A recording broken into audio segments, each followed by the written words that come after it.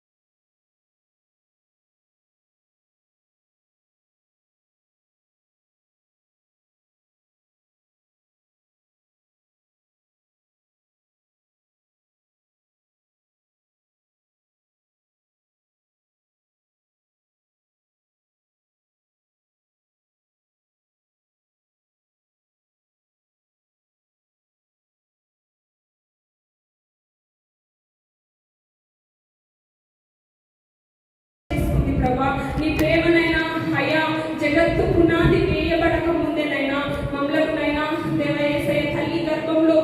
రూపింపబడక ముందేనైనా అయ్యా నీ కన్నులు మమ్మల్ని చూచాయినైనా అయ్యా నీ బాహుబలమును బట్టినైనా మమ్మల్ని విడిపించిన విధానాన్ని బట్టి నీకు స్తోత్రములనైనా నీతి సునీతిని ప్రభా నీ ప్రేమనైనా అయ్యా జగత్తు పునాది వేయబడక ముందేనైనా మమ్మల్నైనా దేవయేసే తల్లి గర్భంలో రూపింపబడక ముందేనైనా నీతి సూర్యుని రెక్కల కింద ప్రభా అయ్యా మాకు ఆనందం కలగజేస్తూ ప్రభా మోషేను ఎలాగైతేనైనా ఇశ్రాయేలును నడిపించే నాయకుడుగానైనా నిలబెట్టినైనా అయ్యా మీరు నడిపించారు ప్రభా అయ్యా దేవ మాకు కూడానైనా మంచి ఆరోగ్యాన్ని దయచేస్తూ ప్రభా దేవ ఇశ్రాయేలులను నడిపించే బాధ్యతను మాకు అనుగ్రహిస్తున్నందుకు నీకు స్తోత్రములు తండ్రి ప్రవచనములు పలికే బిడ్డలుగానైనా అయ్యా మమ్మల్ని నియమించిన విధానాన్ని బట్టి నీకు స్తోత్రములు చెల్లిస్తున్నాం నైనా ముఖ్యంగా ప్రభా నీ దాసుడునైనా అభిషేకం నిలబడి మాట్లాడుచుండగా అభిషేకం ద్వారా వస్తున్న ప్రవచనమునైనా దేవ మేము పట్టుకొని నైనా నిశ్చలంగానైనా దేవ మేము పునాదులుగా ఉండటం మీకు సహాయం చేయండి తండ్రి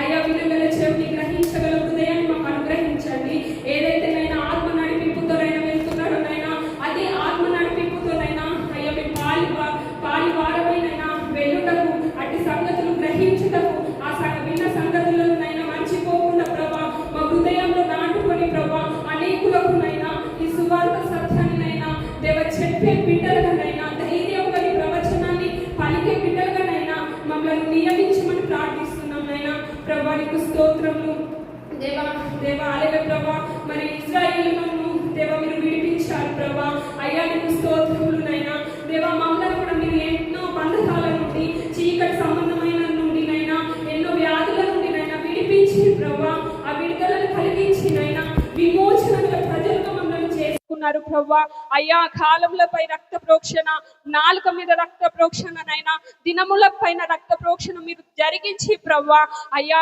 అటు ఆశీర్వాదం కూడా నడిపిస్తున్న విధానాన్ని బట్టి కూడా నీకు స్తోత్రములు చెల్లిస్తున్నాం నైనా ప్రభా నీకు స్తోత్రం దేవా నీ సేవకుడు నిలబడుచుండగా నీ ఏడంతల అభిషేక ఆత్మతో వాడబడును గాక ప్రభా అయ్యా దేవా క్రీస్తు కేంద్రమై ఉన్న క్రీస్తును మాకు దేవా ప్రత్యక్షపరచండి ప్రభా దేవా ప్రతి వచనం మీదనైనా నీ రక్తాన్ని చమురుచు ప్రభా అయ్యా దేవా క్రీస్తును మాకు బోధించమని ప్రార్థిస్తున్నానైనా ఎందుకంటే నైనా క్రీస్తు మాకు కనబడితేనైనా మాకు ధైర్యమునైనా క్రీస్తు మాకు కనబడితేనైనా మా హృదయాలకు ఆనందం నైనా మాకు ఆదరణ ప్రభా నీకు స్తోత్రములు చెల్లిస్తున్నాం నైనా అటు గ్రహింపుని నైనా మాకు అనుగ్రహించి ప్రభా నీ కరుణ చేత మమ్మల్ని నింపుతున్న విధానాన్ని బట్టి కూడా నీకు స్తోత్రములు చెల్లిస్తూ ముందున్న సమయం నీ హస్తాలకు అప్పగిస్తూ ప్రభువైన యేసు క్రీస్తు నామములో ప్రార్థించి వేడుకొనుచున్నాను తండ్రి ఆమేన్.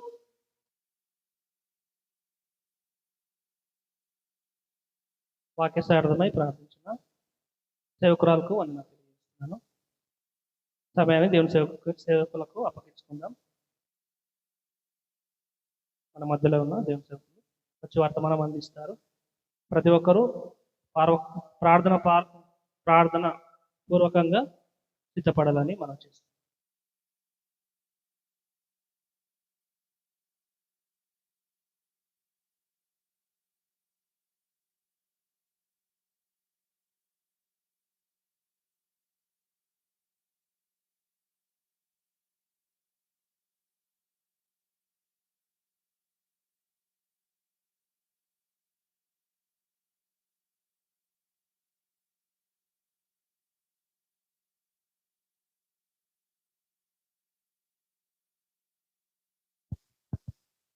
ప్రభుకు స్తోత్రములు. ప్రభు అయిన యేసుక్రీస్తు నామంలో ఈ రాత్రి కూడికలో చేరవచ్చిన ప్రియులైన మీ అందరికి కూడా వందనాలు తెలియజేస్తా ఉన్నాను. అలాగే ప్రతి సోమవారం రాత్రి మనం ధ్యానం చేస్తున్న వాక్య భాగం ఫిలోమోనుకు రాసిన పత్రికలో నుండి దేవుని వాక్యాన్ని మనం ధ్యానం చేద్దాం. మరి దేవుని ప్రియులు మంజులత ఆంటీని ప్రభు క్షేమంగా తీసుకొచ్చినందుకు కూడా ప్రభుకు స్తోత్రం చెల్లిస్తూ వారికి వందనాలు తెలియజేస్తున్నాను. అలాగే దేవుని సేవకురాలు నిస్సికి కూడా వందనాలు తెలియజేస్తున్నాను.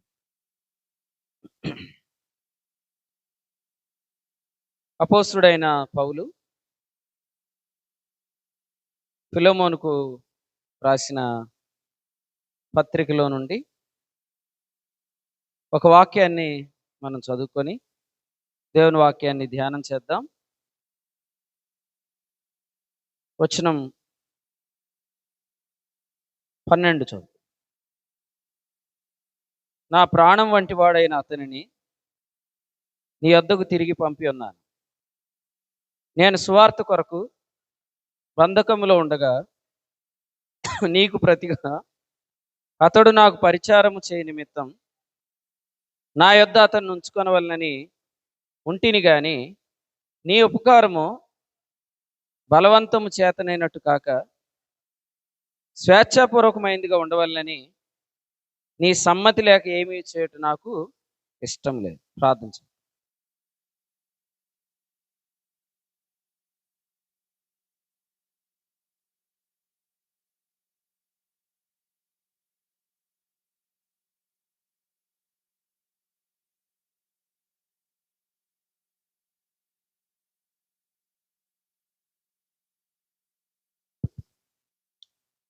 ప్రేమగల మా తండ్రి, మీకు స్తోత్రాలు చెల్లిస్తున్నాము. ప్రేమించి ఇచ్చిన సమయాన్ని బట్టి స్తుతిస్తున్నాము.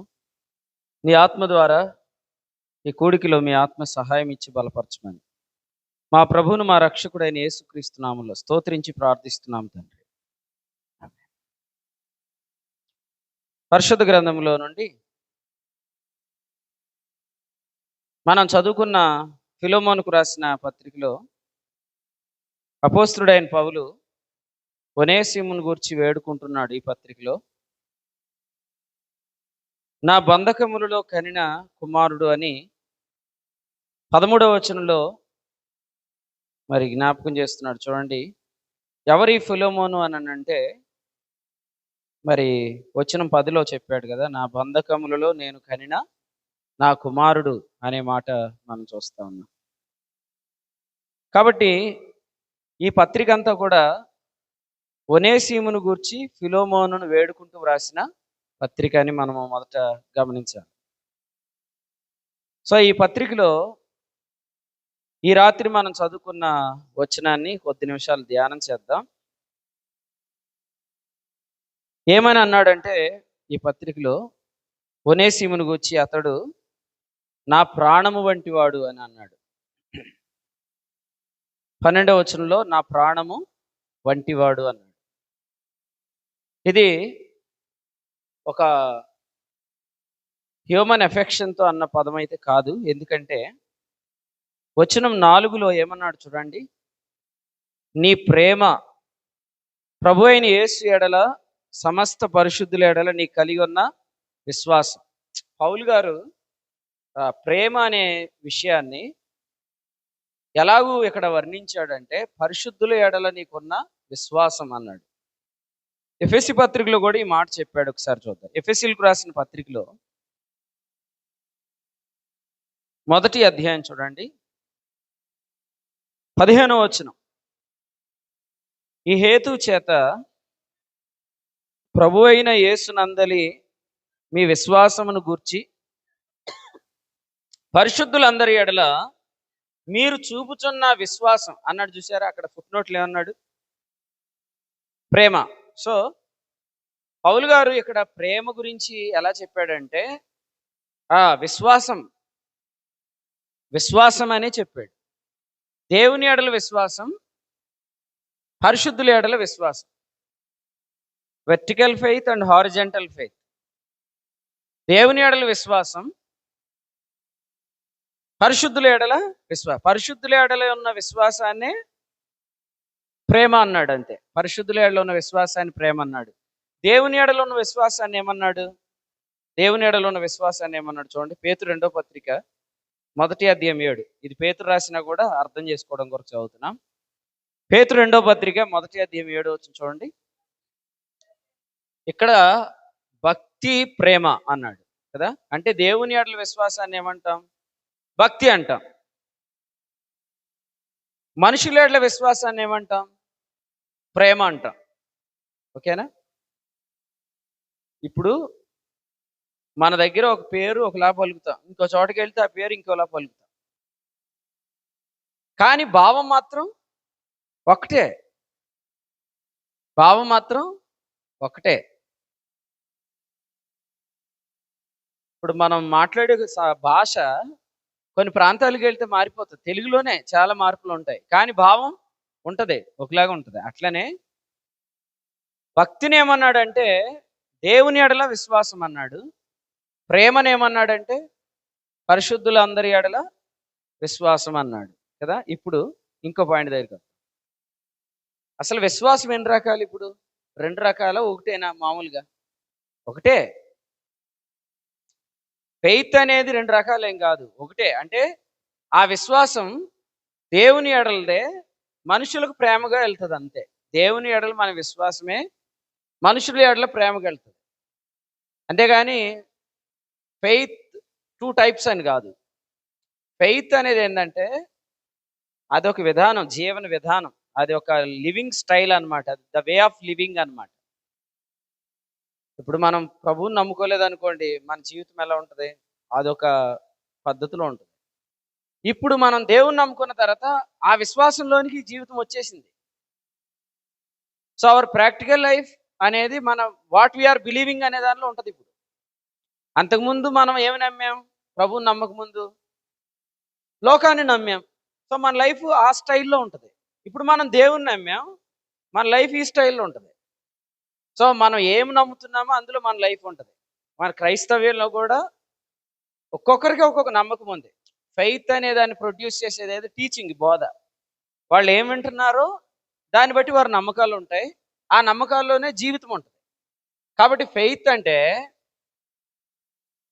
మనము ఖచ్చితంగా అది ఒక వే ఆఫ్ లివింగ్ అని అర్థం చేసుకోవాలి. ఇప్పుడు మనం వాక్యం వింటున్నాం, అది ఖచ్చితంగా వాట్ వీఆర్ బిలీవింగ్ అనే దాన్ని మోడరేట్ చేస్తుంది. నేను వింటున్నాను, ఇది నా మీద ఎటువంటి ప్రభావం చూపుదని అనుకోవడానికి లేదు. మన అసలు వినటానికి వచ్చేసామంటే ఏది వింటున్నామో దాన్ని మనం నమ్మేస్తాం. ఏది నమ్ముతున్నామో అందులోనికి మన వే ఆఫ్ లివింగ్ వచ్చేస్తుంది అంతే. అందుకనే ఇప్పుడు మీరు ఆలోచిస్తే దినవృత్తాంతాలు 2వ గ్రంథం నుండి రాత్రి మనం విన్న 17వ అధ్యాయం ఒకసారి చూడండి. దినవృత్తాంతాల 2వ గ్రంథంలో గత రాత్రి మనం 17వ అధ్యాయం చదువుకున్నాం. ఆ 17వ అధ్యాయం ఒకసారి గమనించండి. ఇందులో ఏముందో చూద్దాం. 17వ అధ్యాయం 7-8 వచనాలు చదువుకుంటున్నాం. తన ఏలుబడినందు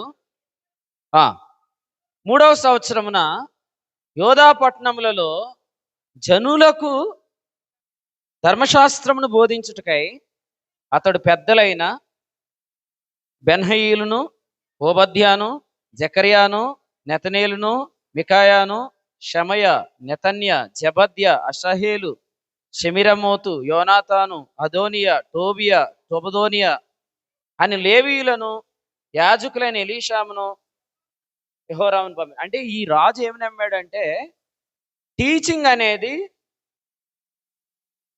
డెఫినెట్లీ ఒక ఇంపాక్ట్ జరిగించిద్ది, వాళ్ళ మీద ఒక ప్రభావాన్ని ఉంచిద్ది అని ఈ రాజు నమ్మాడు.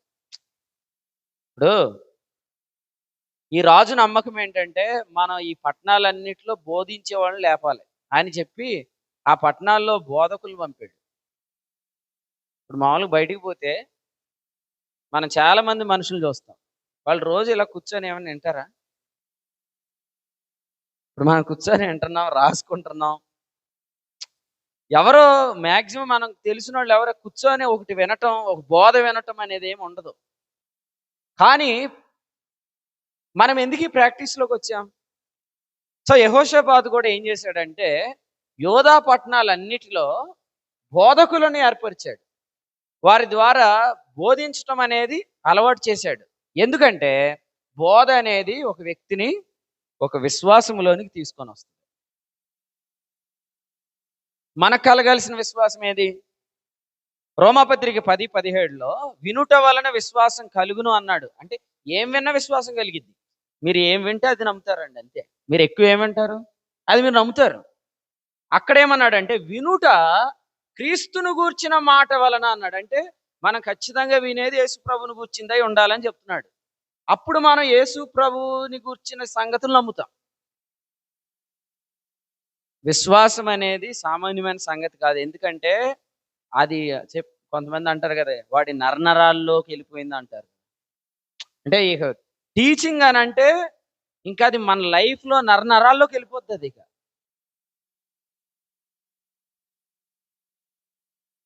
ఇప్పుడు సంగారెడ్డి నుండి వాళ్ళు ఫ్యామిలీగా కారు వేసుకొని బయలుదేరి వస్తున్నారంటే వాళ్ళు ఒక రకమైన నమ్మకంలోకి వచ్చేసారు. ఇంకా ఆ నమ్మకంలో తిరుగుతున్నారు వాళ్ళు. అది చూసే వాళ్ళకి వింత కానీ వచ్చే వాళ్ళకి వింతగా ఉండదు. ఎందుకంటే వాళ్ళంటూ ఒక నమ్మకంలోనికి వచ్చేసారు. సో అంత ఇంపాక్ట్ చూపించింది టీచింగ్ అనేది. అందుకనే యెహోషాపాతు ఏం చేశాడంటే బోధకులను ఏర్పరిచి యోధా పట్టణాల్లో బోధించడం అనే ఒక ప్రాక్టీస్ని వదిలేశాడు అనమాట. ఎందుకంటే it definitely produces faith. Faith అనేది అది ఒక లైఫ్ స్టైల్లోకి మనం తీసుకెళ్ళిపోతుంది.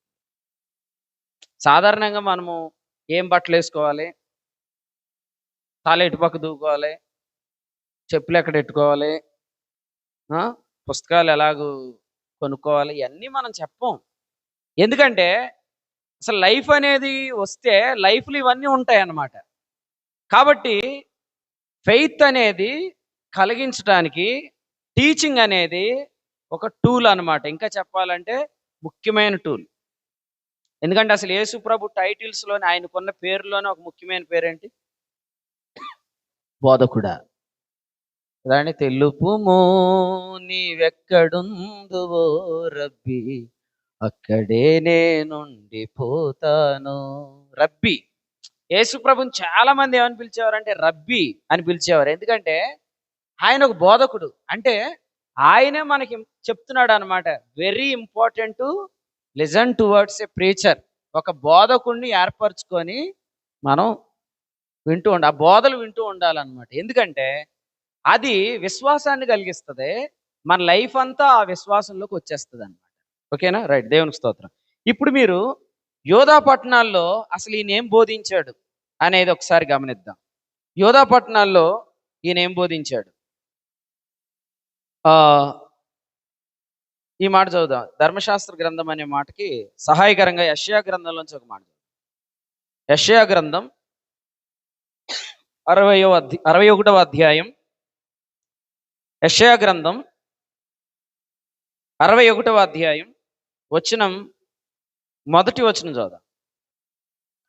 సో యేసుక్రీస్తు బోధించినప్పుడు ఈ మాట చెప్పారు. ప్రభువగు యెహోవా ఆత్మ నా మీదికి వచ్చి ఉన్నది, దీనులకు సువార్తమానం ప్రకటించుటకు యెహోవా నన్ను అభిషేకించెను, నలిగిన హృదయం గలవారిని దృఢపరచుటకును, చెరలోనున్న వారికి విడుదలను, బంధింపబడిన వారికి విముక్తిని ప్రకటించుట. అంటే బోధించుట ఈజ్ నథింగ్ బట్ విడిపించుట అని చెప్పాడు. బోధించుట అంటే విడిపించుట. మనం సరైన బోధ వింటున్నామంటే అది ఖచ్చితంగా విడిపించుట అని చెప్పాడు. కాబట్టి ఇప్పుడు ఆ యోధా పట్టణాలకు ఏం ప్రకటిస్తున్నాడు యెహోషాపాతు? ఆ యోధా పట్టణాలకు యెహోషాపాతు ఏం ప్రకటిస్తున్నాడు అంటే, అసలు యెహోషాపాతు అంటే అర్థం ఏంటి? యెహోషాపాతు అంటే అర్థం ఏంటంటే జెహోవా హ్యాస్ జడ్జ్డ్ అని రాత్రి విన్నా. అంటే యెహోవా తీర్పు తీర్చెను. జడ్జిమెంట్ అనేది ఇట్ ఈజ్ ఆల్రెడీ ఓవర్. అది అయిపోయింది. తీర్పు తీర్చబడింది. వినండి జాగ్రత్తగా. ఇప్పుడు తీర్పు జరిగిద్ది అంటలేదు, తీర్పు జరిగింది. అసలు మనం వినే టీచింగ్ కూడా ఏంటి? రోమా 6:7 చనిపోయిన వాడు పాప విముక్తుడని తీర్పు పొంది ఉన్నాడు. కాబట్టి నమ్మువారైన కృపచేతనే క్రీస్తు యేసునందు విమోచనం ద్వారా నీతిమంతులుగా తీర్చబడ్డారు. పాప విముక్తులయ్యారు, నీతిమంతులని తీర్పు తీర్చబడ్డారు. అంటే వీటన్నిటిలో తీర్పు ఉందంటున్నామా, అయిపోయింది అంటున్నామా? తీర్పు అయిపోయింది అంటున్నాం. తీర్పు అయిపోయింది అని బోధించటం హితవత్సరాన్ని ప్రకటించటం. తీర్పు అయిపోయింది అని చెప్పడాన్ని హితవత్సరం అంటే ఏంటంటే విడుదల ప్రకటించటం అనే మాట మనం చూస్తున్నాం. మనందరికీ ఈ మాట తెలుసు కదా. యోహాను 5:24 నా మాట విని నన్ను పంపిన వాని యందు విశ్వాసం ఉంచువాడు నిత్య జీవము గలవాడు, వాడు తీర్పులోనికి రాక అంటే ముందుంది తీర్పు అంటలేదు. తీర్పు అనేది దాటాము, తీర్పులోనికి రాము అనే ప్రకటన యోధా పట్టణాలలో ప్రకటిస్తున్నాడు యెహోషాపాతు. ఇప్పుడు మీరు చూడండి, ఫస్ట్‌ది బోధ, రెండవది విశ్వాసం, మూడవది విడుదల. అంటే ఒక టీచింగ్ మనలో ఒక విశ్వాసాన్ని ప్రొడ్యూస్ చేస్తుంది. ఆ విశ్వాసం ఏమిటి? ఆ విశ్వాసం అంటే, నా మాట విని నన్ను పంపిన వాని యందు విశ్వాసం ఉంచువాడు తీర్పులోనికి రాడు. అంటే తీర్పులోనికి రాము అనే విశ్వాసం అది. మనమందరం వింటున్న టీచింగ్ పేరు ఏంటంటే, తీర్పులోనికి రాము అనే విశ్వాసాన్ని వింటున్నాం. తీర్పులోనికి రాము అనే విశ్వాసం మనకు ప్రతి విషయంలో విడుదల కలిగిస్తుంది. ప్రతి విషయంలో అది ఒక విడుదలను మనకిస్తుంది. దేవునికి స్తోత్రం. ఇప్పుడు ఈ విడుదలను దేవుడు ఇశ్రాయేలీయులకు ఎలా చెప్పాడంటే, ప్రతి 7 సంవత్సరాలకు ఒకసారి విడుదల అన్నమాట వాళ్ళకి. ఉదాహరణకి వాళ్ళకి ఏం చెప్పాడంటే, సహోదరులను దాసులుగా పెట్టుకోవద్దు అన్నాడు. కానీ ధర్మశాస్త్రం వచ్చాక సహోదరులను దాసులుగా పెట్టుకునే పరిస్థితులు వచ్చాయి. అలా వచ్చినప్పుడు ఏం చెప్పాడంటే, 6 సంవత్సరాలు మాత్రమే మీ సహోదరులను మీరు కూలీగా పెట్టుకోండి. 7వ సంవత్సరాన్ని అతడు ఏమి ఇవ్వకపోయినా అతడిని వదిలేసేయండి, స్వతంత్రుడిగా వదిలేసేయండి.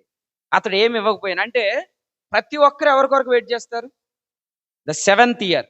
ఆ 7th ఇయర్ ఎప్పుడు వస్తుందో, then I will become free without paying anything. నేను ఏమి ఇవ్వకపోయినా 7వ సంవత్సరం వచ్చిందంటే నేను విడుదల పొందుతాను. అర్థమైంది మీకు? ఇప్పుడు మీరు ఎలా చెప్పండి, 7వ సంవత్సరం వస్తే ఏమి ఇవ్వకపోయినా విడుదల ఉంది అంటే, మన జీవితాల్లో రక్షణ ఎలా వచ్చింది? ఏమి ఇవ్వకపోయినా వచ్చిందంటే, ఇప్పుడు 7వ సంవత్సరం అంటే వ్యక్తి యేసు ప్రభు. 7th year is not a time, 7th year is a person. హితవత్సరం అనేది ఒక టైం కాదు, హితవత్సరం అనేది ఒక వ్యక్తి. ఆ వ్యక్తి పేరే హితవత్సరం. హితవత్సరం అంటే ఏంటి? విడుదల. విడుదలకు ఇంకొక పర్యాయ పదం ఏది? రక్షణ. రక్షణ అంటే ఎవరు? యేసు.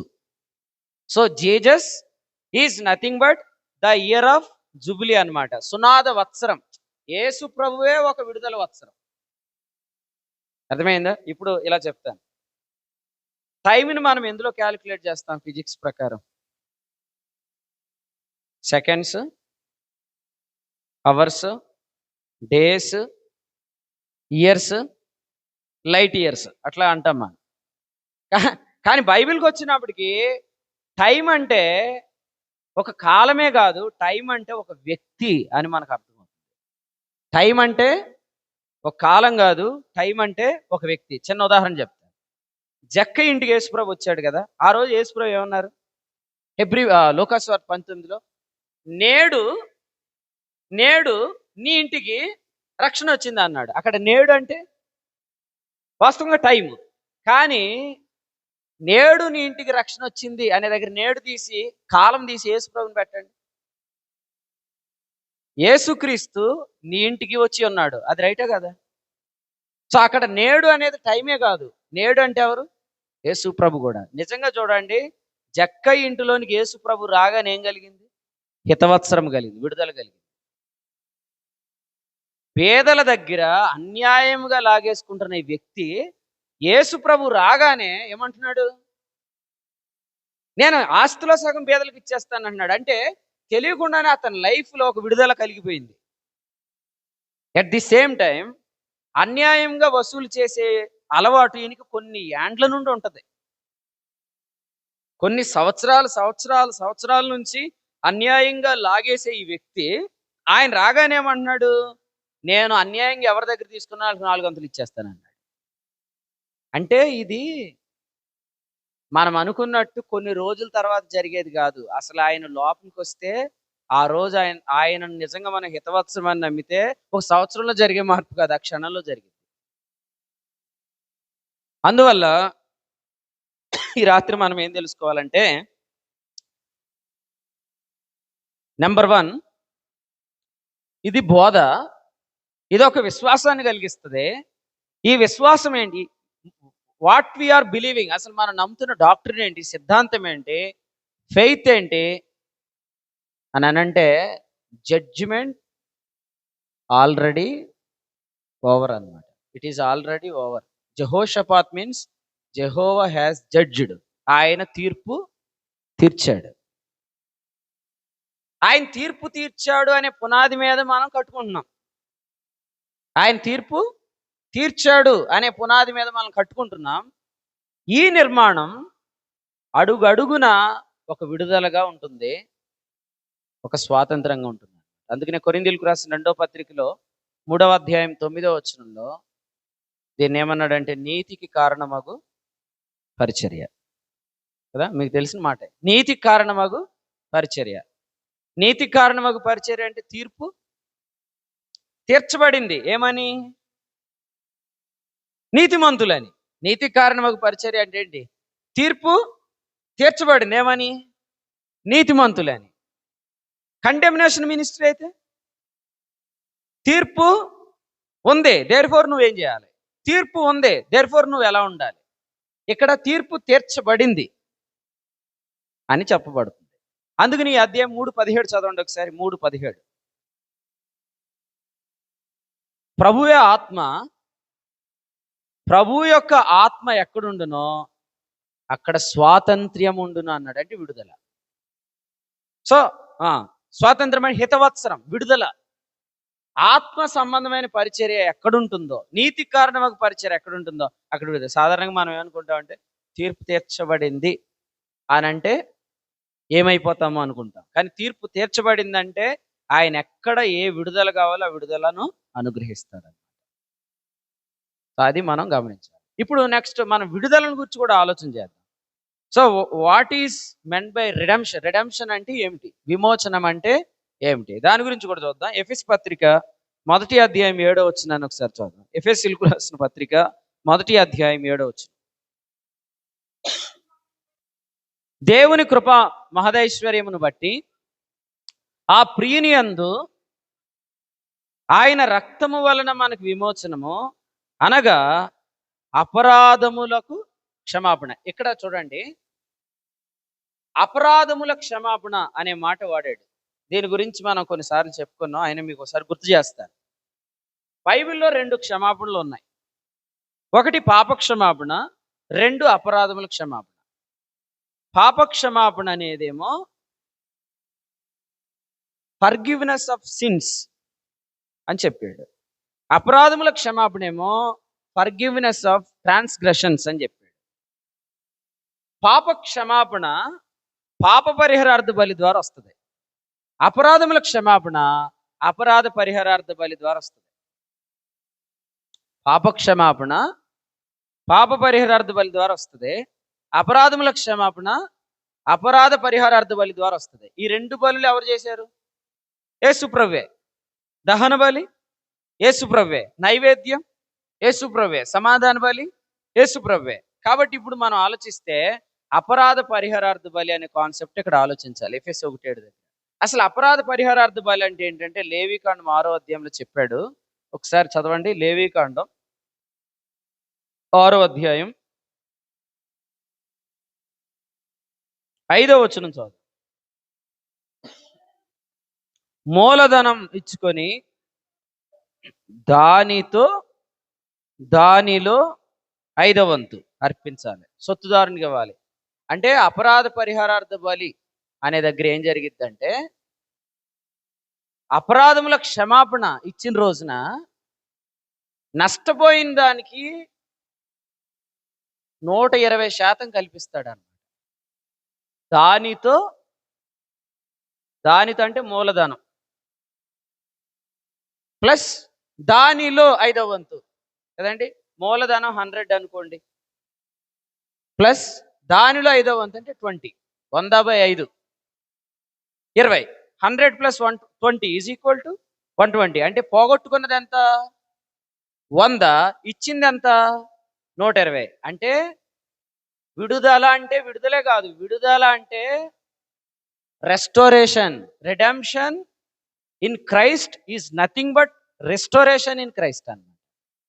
క్రీస్తులో విడుదల అంటే విడుదల కాదు, క్రీస్తులో విడుదల అంటే అది అపరాధముల క్షమాపణ అంటే ఏంటంటే పునరుద్ధరణ. తెలుగులో మనం పునరుద్ధరణ అనే పదం వాడతాం. పునరుద్ధరిస్తాడు.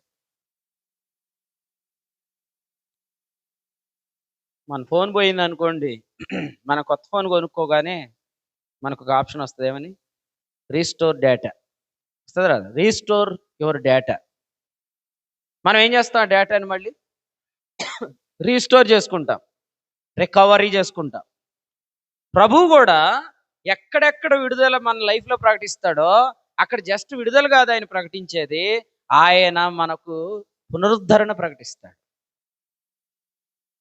అంటే ఒక విషయాన్ని ప్రభు మన లైఫ్లో విడిపిస్తే దాని నుంచి స్వాతంత్రం ఇస్తున్నాడు అనే దాని యొక్క అర్థం ఏంటంటే, దానిలో ఆయన నష్టపోయిన దానికి ఇంకొక 20 కలిపి ఇస్తాడనమాట మూలధనంతో. 120 అంటారు. 120% రిస్టోరేషన్ అనే మాటను మనం చూస్తా ఉన్నాం. ఇప్పుడు మీకు ఒక మాట చెప్తా. మనం ఏదైనా కోల్పోయామనుకోండి, అది 120% వస్తుంది అనే నమ్మకంలోకి వెళ్ళిపోతే లైఫ్ ఎలాగైపోద్ది? ఇంకా ఆ నమ్మకంలోకి లైఫ్ వెళ్ళిపోయింది అంతే. అది ఎవరైనా చెప్తే వినేవాళ్ళని ఏమంటారంటే, ఎందుకయ్యా మీరు అలా నమ్ముతున్నారు, మొత్తం నమ్మేసి ఎక్కువ నమ్మేస్తున్నారేమో చూసుకోండి అనేటట్టు కూడా ఉంటుంది. అంటే ఒక వ్యక్తికి యేసు ప్రభువుని గురించిన విశ్వాసం చెప్తే ఆ వ్యక్తిని చాలా ఆశ వైపు నడిపించేస్తాం మనం. ఇక ఆశ విన్న వ్యక్తులు ఎవరైనా కూడా గమనించినట్లయితే వాళ్ళకి ఏమనిపిస్తుంది అంటే, అనవసరంగా వాళ్ళని ఎక్కువ ఆశ పెట్టుకునేటట్టు చేస్తున్నారేమో కదా అనేటట్టు కూడా అనాలనిపిస్తుంది. ఎందుకంటే మరి ఇందులో నీకు విడుదల ఎక్కడుందో అక్కడ నీకు పునరుద్ధరణ ఉందని చెప్తున్నాం. మీరు ఎఫెసీ 1:7 చదివితే అక్కడ ఏముంది? విమోచన అంటే ఏమిటి అని ఉంది. What is meant by redemption ఉందా లేదా? ఆ ప్రీనియందు మనకు విమోచనము అనగా అపరాధముల క్షమాపణ అంటే ఏంటి? మూలధనంతో పాటు ఇంకా ఎక్కువ. అంటే నువ్వు కోల్పోయినవి 4 ఎద్దులు అయితే 5 ఎద్దులు వస్తాయని చెప్పాడు అక్కడ. ఇంక ప్రాక్టికల్గా రాశాడు. 4 ఎద్దులు పోతే 5 ఎద్దులు అన్నాడు.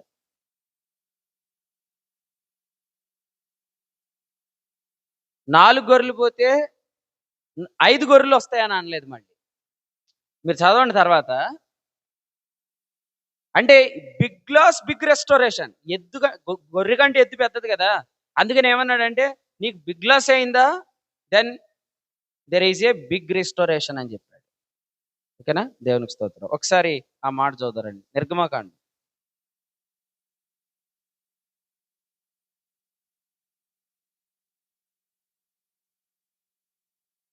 22వ అధ్యాయం మొదటి వచనం.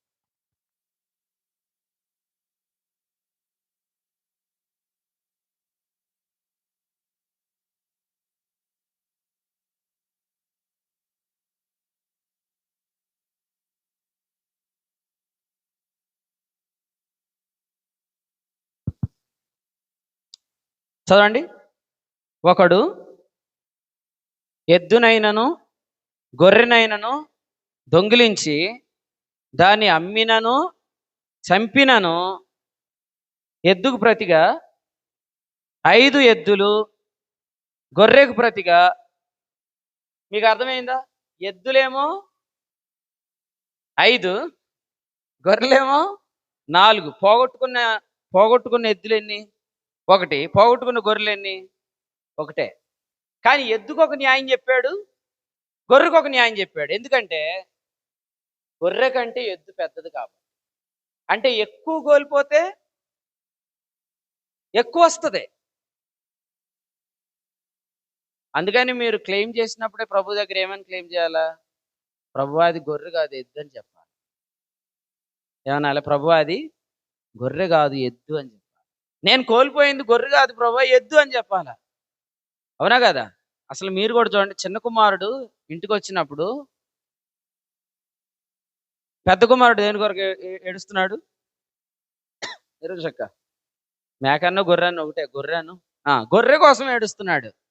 కానీ చిన్న కుమారుడిలో ఏమిచ్చాడు అంటే, తండ్రే ప్రోత్సహిస్తున్నాడు, అది గొర్రె కాదు ఎద్దని ప్రార్థన చేయమంటున్నాడు.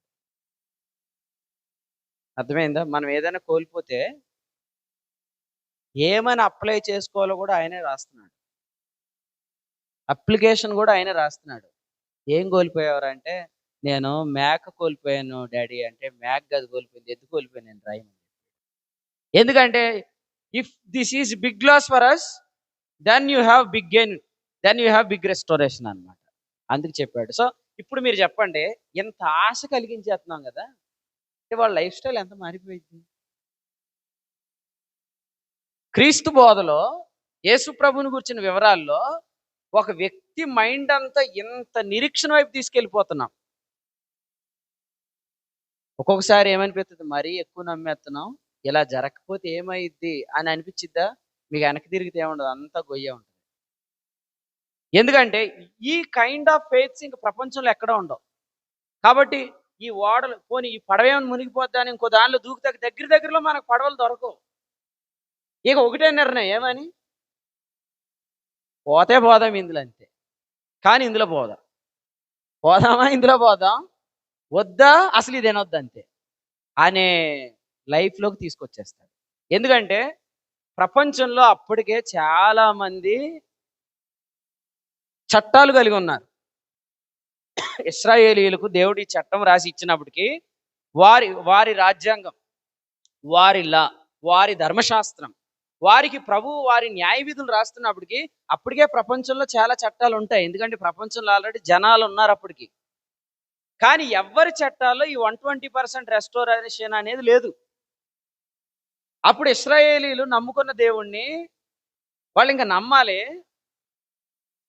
దగ్గర ఫెయిత్స్ ఇంకెక్కడ లేవు. అంటే దగ్గర మనం చేస్తున్న ఈ ప్రయాణానికి తప్పించుకునే ఓడలు కూడా ఉండవన్నమాట. ఇంత హోప్లోకి తెచ్చేసి జరగదు అని ప్రభు అంటే, తప్పించుకోవడానికి కూడా ఇంకొక ఓడ దొరకదు దగ్గరలో. అంత హోప్లోకి లాక్కెళ్ళిపోతున్నాడు. అందుకని ఏమన్నాడు చూడండి, అపోస్తుల కార్యముల గ్రంథంలో ఒక మాట చెప్పాడు. అపోస్తుల కార్యముల గ్రంథం 27వ అధ్యాయం. 27వ అధ్యాయం.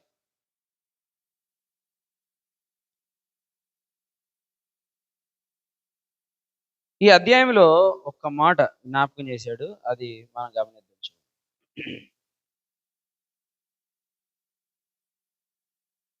చదవండి.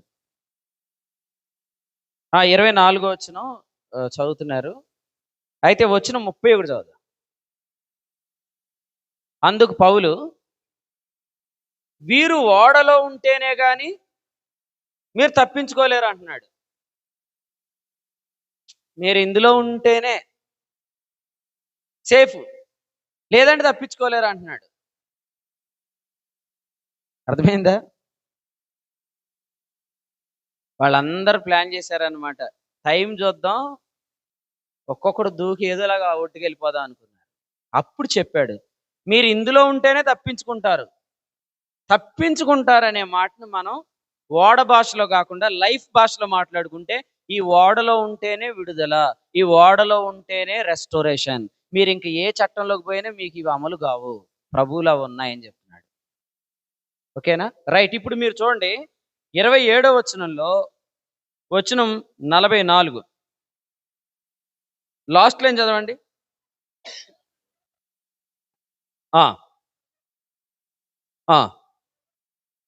నెక్స్ట్, ఎలాగూ అందరూ తప్పించుకొని దరికి వచ్చేసారనమాట. అందరూ తప్పించుకుంటారు. ఇందులో ఉంటే అందరూ తప్పించుకుంటారు. మీకు తెలుసా ఎంత భరోసా చెప్పాడంటే పౌలు ఈ ఓడలో ఉన్న వారికి, మీరు ఈ ఓడలో ఉండండి, ఒక్కరి తల వెంట్రుకు కూడా నశించదు అన్నాడు 34లో. కొబ్బరి నూనె అమ్ముకునేవాడు కూడా చెప్పడు ఈ మాట. అంతే కదా? ఇది రాయండి, వెంట్రుకు కూడా ఓడదని ఎవడ చెప్తాడండి? ఎవడ చెప్పడు. హైదరాబాద్లో కూడా చెప్పడు ఎవడు. కానీ పౌలు చెప్పాడు, ఈ ఓడలో ఉంటే ఏనా ఒక్క వెంట్రుకు కూడా నశించదని చెప్పాడు. నేను చెప్తాను, అది పౌలు పరిచర్య ఉన్న ఓడ, అది పౌలు పత్రికల ఓడ. అసలు పౌలు పత్రికలన్నిటికీ ది హార్ట్ పీస్, గుండెకాయ మొక్కేదంటే ప్రభు వల్ల. అందుకనే చూడండి, పౌలు గారు 35వ వచనంలో ఈ మాటలు చెప్పి ఒక రొట్టె పట్టుకొని అందరి ఎదుట కృతజ్ఞతాస్తులు చెల్లించి దాన్ని విరిచి తినటం ప్రారంభించాడు. సాధారణంగా సమోసా అయితే ఎలా తింటాం? నోట్లో డైరెక్ట్ పెట్టుకొని తింటాం కదండి. ఇప్పుడు స్వీట్ కార్న్ ఉంది, కార్న్ ఎవరైనా అట్లా తింటారు? పోల్చుకొని తింటారు, మీరు పద్ధతి కలిగిన వాళ్ళు కాబట్టి. కానీ గింజలు రాకపోతే అటు ఇటు చూసి ఎవరు లేకపోవడం చూసి ఏం చేస్తాం? అది ఎట్ట తింటాం మీకు తెలుసు కదండి. అలాగే రొట్టెలు కూడా ఎలాగైనా తినొచ్చు, కానీ పౌలు కావాలని ఆ ఆహారాన్ని కమ్యూనియన్ సర్వీస్గా తీసుకున్నాడు, దాన్ని ఒక బ్రెడ్ బ్రేకింగ్ సర్వీస్గా తీసుకున్నాడు. దేవునికి స్తోత్రం. అంటే ఒక్కసారిగా ఓడని ఎట్లా మార్చాడు? ఆదివారం కూడుకునే మేడగదిగా మార్చాడు. మేడగది మునిగిపోద్దా? మేడగది స్థాపకుడు ఎవరు? యేసుప్రభువే. మేడగదులు ఇచ్చిన మాట ఏంటి? నేను వెళ్తున్నాను, మళ్ళీ వస్తాను, మిమ్మల్ని తీసుకెళ్తాను. అంతవరకు నీకేం కాదని చెప్పి వెళ్ళిపోయాడు. ప్రపంచంలో ఎవరైనా నేను మళ్ళీ వచ్చే వరకు నేను పెట్టిన కంపెనీ ఉంటుందని నమ్ముతాడా? వాళ్ళు బ్రతికే దినాల్లోనే కంపెనీలు చాలా ఎత్తేసారు. కానీ యేసు ప్రభు ఆయన కంపెనీ వెళ్తున్నప్పుడు అందులో నెంబర్స్ 120 120 మెంబర్స్తో ఉన్నారు. మేడగదిలో కూడుకున్న వారి సంఖ్య 120. అంటే అర్థం ఏంటంటే నా మేడగదికి లాస్ ఉండదు, రెస్టోరేషన్ ఉంటుందని నమ్మాడు. 120 మీన్స్ రెస్టోరేషన్. నా మేడగది మునగదు, నా ఓడ మునగదు, ఖచ్చితంగా ఇది తేలిద్ది, ఇది దరికి చేరిద్ది, నేను మళ్ళీ వస్తాను, మిమ్మల్ని తీసుకెళ్తాను. కాశీలో ప్రతి శివరాత్రికి ఓ గురువు గారు జనాలందరి మధ్యలో ఉంటాడు అనమాట. ఆ గురువు గారు ఏం చెప్పాడంటే, యేసు ప్రభు భూమి మీద ఉన్నప్పుడు 12 మంది శిష్యులు ఉన్నారు, యేసు ప్రభు మళ్ళీ వచ్చినప్పుడు ఒక్కడు ఉండడు అన్నాడు. అంటే అప్పట్లో ఎవరికి పని పాట లేదు కాబట్టి 12 మంది వెంబడించారు. ఇప్పుడు అందరికి పని పాటలు ఉన్నాయి కాబట్టి అమెరికా వాళ్ళు కూడా యేసు ప్రభు తెలరు అన్నాడు. మతి తప్పి మాట్లాడటం అనమాట. ఎందుకంటే అసలు యేసు ప్రభుని ఆరాధిస్తున్న వాళ్ళు ఒక్క ఇండియాలో లేరు, అన్ని ఖండాలలో ఉన్నారు, అన్ని ప్రాంతాల్లో ఉన్నారు. వీళ్ళందరినీ యేసు ప్రభు కన్వర్ట్ చేయలేదు, ఆకర్షించుకున్నాడు. 12:32 యోహాను సువార్త. నేను వెళ్తున్నాను, మరలా వస్తాను, మిమ్మల్ని తీసుకెళ్తాను అన్నప్పుడు యేసుక్రీస్తు ప్రభువు ఆయన మళ్ళీ తీసుకెళ్లేటప్పుడు చాలా మందిని తీసుకెళ్ళడానికి రాబోతున్నాడు. అంత నమ్మకం. ఎందుకంటే ఆయన ఏ నెంబర్ కౌంట్ చేసుకొని వెళ్ళాడు వెళ్తున్నప్పుడు? 120. అంటే అర్థం ఏంటి? ఈ ఓడకు లాస్ ఉండదు, రెస్టోరేషనే ఉంటుంది. ఈ ఓడ ముందుకెళ్ళే కొద్దీ ఇది రీస్టోర్ అవుతూనే ఉంటుంది, లాస్ అయితే అవ్వదు అని చెప్పాడు. అందుకని ఇక్కడ పౌలు ఆ ఓడను ఒక మేడగదిగా మార్చాడు. ఇంకా మీరు ఆలోచిస్తే 17 చదవండి, 27 చదవండి, 27. కాబట్టి ఈ ఈ ఈ లైన్ ఆయన్ని చాలా ఆలోచింపజేసింది. 14th నైట్ ఎవరో మాట్లాడారు వార్డులో, 14వ రాత్రి అండి అన్నారు. 14వ రాత్రి అంటే ఏంటి? నిర్గమాకాండం 12లో ఇశ్రాయేలీలు 14వ రాత్రి బయటకు వచ్చారు ఐగుప్తులోంచి. మీకు గుర్తుందా? ఇశ్రాయేలీలు మొదటి నెల 14వ రాత్రిని బయటకు వచ్చారు. యేసు ప్రభు అప్పగించబడిన రాత్రి అదే. ఇశ్రాయేల్ ఐగుప్తులోంచి బయటకు వచ్చిన రాత్రి 14th నైట్. యేసుక్రీస్తు అప్పగించబడిన రాత్రి 14 రాత్రి. పౌలు గారు ప్రతిసారి ఏమంటాడు? ప్రభు అయిన యేసు తాను అప్పగించబడిన రాత్రి, which is nothing but 14th night. 14th night remembering the communion service. 14 రాత్రి ప్రభు వలన ఆలోచింపజేసింది. వెంటనే ఆయన ఏం చేశాడంటే వాళ్ళందరి మధ్యలో రొట్టె విరిచి పుచ్చుకున్నాడు. అసలు మీరు చూడండి, రొట్టె విరిచి పుచ్చుకున్నాక కదా ఏం జరిగిద్ది? నేను మాట చెప్తాను. ధైర్యం తెచ్చుకున్నారు. వీళ్ళందరూ దేని కొరకు ఎదురు చూస్తున్నారు తెలుసా? మీరు చదివితే ఎప్పుడు తెల్లవారిద్దా అని ఎదురు చూస్తున్నారంట. 29లో ఏముంది? ఎప్పుడు తెల్లవారునా కదండి, ఎప్పుడు తెల్లవారునా. మీరు చెప్పండి, తెల్లవారటం అంటే ఏంటి? ఎప్పుడు వెలుగు వచ్చిద్దా అని కదండి. ఇప్పుడు మనం కూర్చున్న ఈ గదిలో వెలుగు కారణం ఏంటి? లైట్స్ కదా, లైట్స్. ఎలా ఆన్ అయినాయి? స్విచ్ ఆన్ చేస్తే లైట్స్ ఆన్ అయ్యాయి. ఓడలో రొట్టె విరవగానే లైట్స్ ఆన్ అయ్యాయి. ఎప్పుడైతే ఆయన ఆ రొట్టె ఎత్తుకొని ఇలా విరిచాడో వెంటనే ఆ డార్క్గా ఉన్న ఆ అట్మాస్ఫియర్ అంతా కూడా వెలుగైపోయింది అనమాట. అంటే ప్రభు మనల్ని ఎందుకు ఉంచాడు? ఎక్కడెక్కడ చీకటి ఉందో అక్కడ రొట్టె విరవాలి. ఎందుకంటే ఇక్కడ 27వ వచనంలో ఏముందంటే, అర్ధరాత్రి అని ఉంది కదా. 27లో ఏముంది? రాత్రి ఉంది, అర్ధరాత్రి ఉంది కదా. రీసెంట్గా నేను ముగిస్తున్నాను, టైం అయింది. రీసెంట్గా మనం దానియేలు గ్రంథం 9:27 చదివాం, గుర్తుంది మీకు? దానియేలు గ్రంథం 9వ అధ్యాయం, అందులో చివరి వచనం 27. ఆ 27వ వచనంలో ఒక నిబంధన చేశాడు యాంటీ క్రైస్ట్. ఏంటి ఆ నిబంధన అంటే, అర్ధవారం వరకు ఒకటి, అర్ధవారం వరకు ఒకటి. మీరు 27వ వచనం చదవండి. ఇందులో రాత్రి ఉంది, అర్ధరాత్రి ఉంది. రాత్రి అంటే శ్రమల కాలం, అర్ధరాత్రి అంటే మహాశ్రమల కాలం. అంటే 2027లో ఆలోచన చేయండి. 2027లో ఒక కవనెంట్ జరగబోతుంది. ఆ కవనెంట్ 7 సంవత్సరాల కొరకు జరగబోతుంది. ఇందులో 3.5 వరకు ఒక కవనెంట్, 3.5 వరకు ఒక కవనెంట్. అంటే 3.5 శ్రమలు, 3.5 మహాశ్రమ. కానీ ఆ కాలంలో ఇశ్రాయేల్ దగ్గర ఏముంటుంది? వాళ్ళు ఇదివరకు ఒక పండుగను బాగా ఆచరించారు, దాన్ని వాళ్ళు మర్చిపోయారు, ఇబ్బందులు పాలయ్యారు. ఇప్పుడు వాళ్ళు మళ్ళా పస్కా పండుగ ఆచరిస్తారు. అంటే ఏంటంటే, వాళ్ళు మళ్ళా వాళ్ళ కమ్యూనియన్ సర్వీస్, వాళ్ళది 14th నైట్ అంటారు, వాళ్ళదేం 14వ రాత్రి అంటారు. మనం దాన్ని ప్రభు అయిన యేసు, మళ్ళీ నేను కన్ఫర్మ్ చేస్తున్నాను మీ అందరికి, నేను మొదట చెప్పిన వర్తమానమే మళ్ళీ కన్ఫర్మ్ చేస్తున్నాను. 14th నైట్ని క్రొత్త నిబంధనలు ఏమంటున్నాం? ప్రభు అప్పగించబడిన రాత్రి అంటున్నాం. అంటే టైం అనేది ఎవరితో రీప్లేస్ చేయబడింది ఇక్కడ? ఏ పర్సన్. హల్లెలూయా.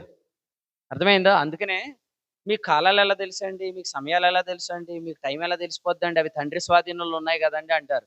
అసలు టైం అంటే ఎవరు? యేసు ప్రభువే. పరలోకానికి వెళ్ళిన తర్వాత ఇప్పుడు యేసు ప్రభు ఎక్కడున్నాడు? మనలో ఉన్నాడు. అంటే ఇప్పుడు టైం ఎవరి కంట్రోల్లోకి వచ్చింది? మనలోకి వచ్చింది. టైం అనేది అందరికీ టైము, మనకి మాత్రం పర్సన్ యేసు ప్రభు. హల్లెలూయా. ఇంకా చెప్పాలంటే నయోమి రూత్ ఏమనేది? అతడు మనకు సమీప బంధువుడు అనింది. మన సమీప బంధువుడు ఎవరు? యేసు ప్రభు. అంటే ఎవరు మన సమీప బంధువు? టైము, సమయం యేసు ప్రభువే. అయితే మన సమీప బంధువుడు ఎవరు? సమయమే కదా. మరి చుట్టాలతో ఎలా ఉంటారు? టైంతో అలా ఉండండి. బంధువులతో ఎలా ఉంటారు? ఏంటంటే మీకు ఆయన ఏమన్నా బంధువు అవుతాడు, అంత క్లోజ్గా ఉన్నారు అని అంటే మనం ఏమంటాం? అవునండి బంధువు. ఇప్పుడు మనకు దేవుడు ఎవరిని బంధువులుగా చేశాడు? సమయాన్ని బంధువులుగా చేశాడు. అందుకనే ఏమో రేపు ఏమైద్దో, ఏమో ఎల్లుండి ఏమైద్దో అనుకునే మన జీవితాలను ప్రభు చెప్పాడు, నేను వెళ్తున్నాను, మరలా వచ్చే వరకు నా సంఘం ఉంటుందని. నేను ఎంత కాన్ఫిడెంట్గా చెప్పాడో, ముందుకు వెళ్ళే కొద్దీ ప్రభు మన జీవితాల్లో విడుదలే కలిగిస్తాడు, రీస్టోరేషనే కలిగిస్తాడనే నమ్మకాన్ని ఇచ్చాడు. దేవునికి స్తోత్రం. సో ఇప్పుడు మీకు అర్థమైందా? ఫెయిత్ అనేది ఒక వ్యక్తిని ఏం చేస్తుంది? మొత్తం అతన్ని పూర్తిగా ఒక వేలోకి తీసుకెళ్ళిపోతుంది, ఒక లైఫ్ స్టైల్లోకి తీసుకెళ్ళిపోతుంది. నేను మళ్ళీ చెప్తున్నాను, దగ్గర తప్పించుకుందామంటే ఏం వాడ ఉండదు. వదిలేస్తే ఈ టీచింగ్ అన్న వదిలేయాలా, పట్టుకుంటే ఇక దీన్ని పట్టుకుని పోవాలంటే. వదిలేద్దామంటే పూర్తిగా వదిలేయాలా, ఇంకో దాని మీద కాలేజ్ దీని మీద కాలేద్దామంటే అది నడవదు. కాబట్టి ఒకటి ఇందులోనన్నా కొనసాగాల, లేదంటే ఇందులోంచి దూకేయాలంటే. అలాంటి హోప్లోకి తీసుకెళ్ళిపోతాడు. మీకు అర్థమైందా? ఫైనల్గా లాస్ట్ ఇది చెప్పి నేను ముగిస్తాను.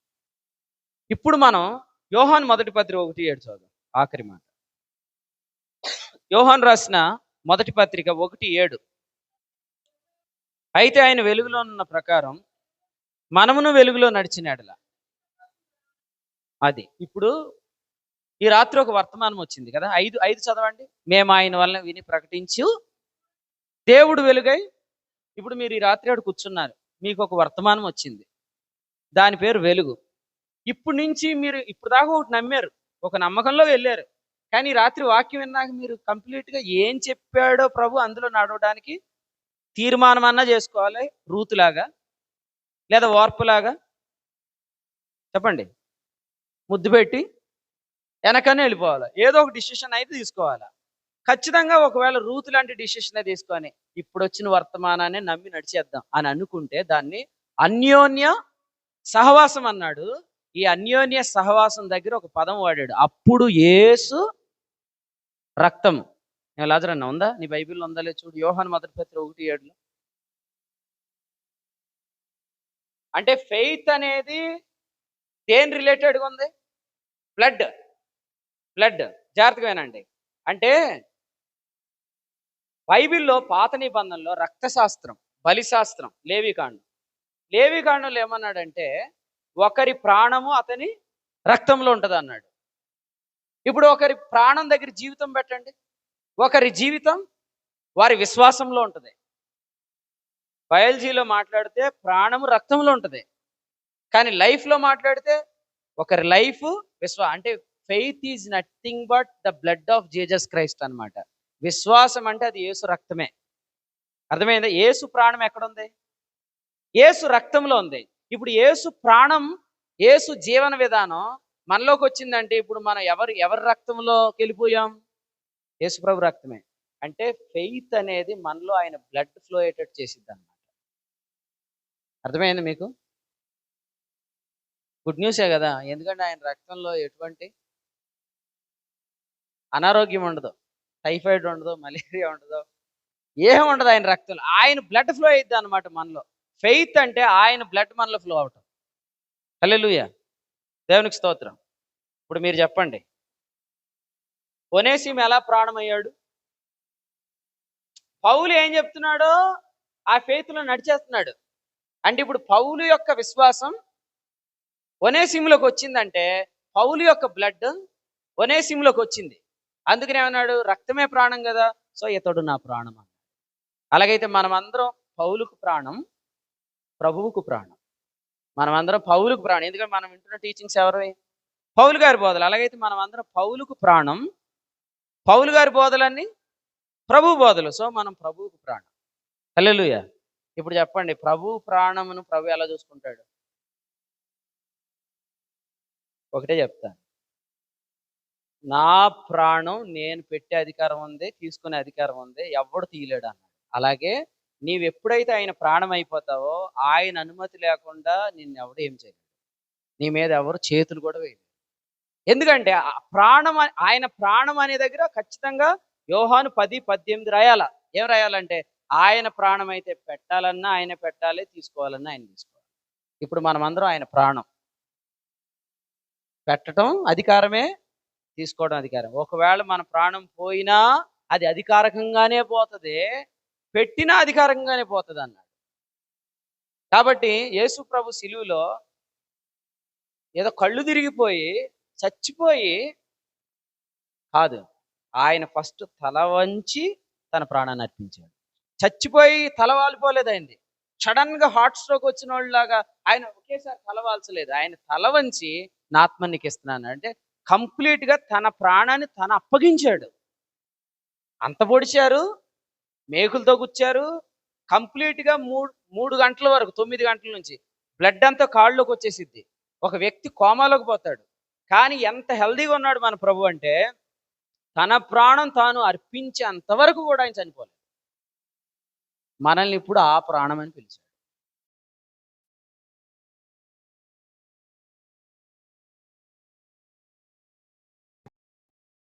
కార్యాలకు క్రీస్తు యేసు నామములో నిరీక్షించి రేపు బెక్కువల్లో, రేపు రాత్రి జగన్నాథపురంలో, ఎల్లుండి నుండి రాయలసీమలో నాయన ఏజెన్సీలో, అలాగే ప్రియప్రభ శనివారం జరగాల్సిన కూడిక వరకు కూడా మీ కృప కోరుకొని క్రీస్తు యేసు నామములో వేడుకుంటున్నాం తండ్రి. అందరికి వందనాలండి.